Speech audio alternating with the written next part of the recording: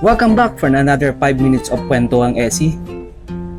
For today's episode, pag-usapan natin yung isang klase ng investment na hindi nakadepende sa stock market or sa piso or palitan ng dolyar. Ito yung investment na habang tumatagal, lalong nagiging mahalaga. I'm talking about experience. Masyado tayong tutok sa spreadsheets, kakahabol ng quota, kakatingin sa bank accounts. Sinasabi natin sa sarili natin, tsaka na ako magre-relax kapag nakuha ko ng target amount na to. Pero ito yung reality check. Ang pera, kikitain mo pa ulit-ulit. Pero yung oras at energy mo para enjoy yung mundo, that is a non-renewable resource. The burnout trap. Isipin mo yung huling beses na bumili ka ng mamahaling gamit. Isang bagong gadget, sapatos, bagong motor, bagong mamahaling helmet, o kahit anong luho.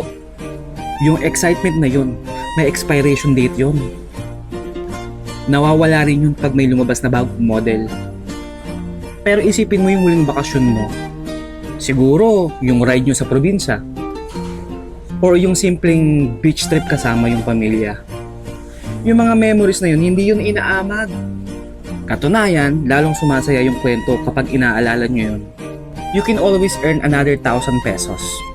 Pero hindi mo pwede mabili pabalik yung pagkakataon na malakas ka pa. Na bata ka pa. At excited ka kapag nakakakita ng bagong lugar.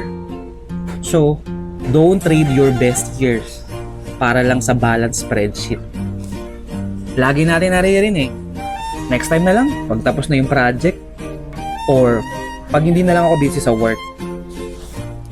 Minsan, tinitignan lang natin ang joy as a reward sa ating surviving lives.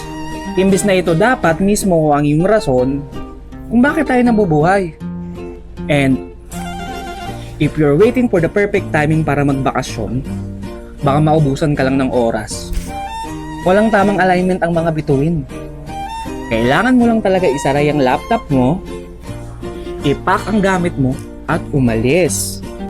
Kahit long ride pa yan, or chill na kape sa harap ng dagat, yung pag-disconnect mo sa trabaho, yan ang tunay na magpapatibay sa'yo. Pagbalik mo, mas sharp ka, mas creative, at mas buhay ang loob mo. So, ito na ang sign. Ito na ang permission slip mo kung napapanood mo tong video na to. I-book mo na yung flight, i-plano mo na yung ruta, gumawa ka na ng GC, tawagan ng tropa, at simulan na ang biyahe. Pagdating mo na 80 years old, hindi nyo naman pagkukwentuhan yung 15% incentive this Q2 2026.